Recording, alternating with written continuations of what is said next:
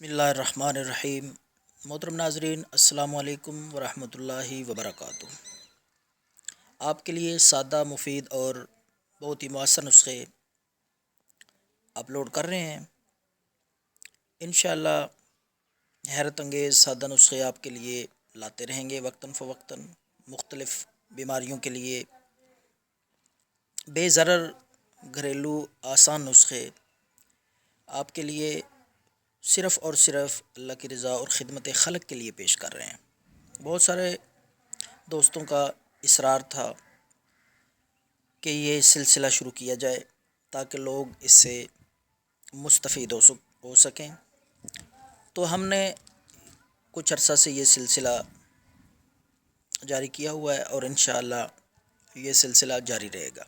तो आज आपके लिए एक आसान और बहुत ही सादा सा नुस्खा पेट दर्द के लिए हम अपलोड कर रहे हैं।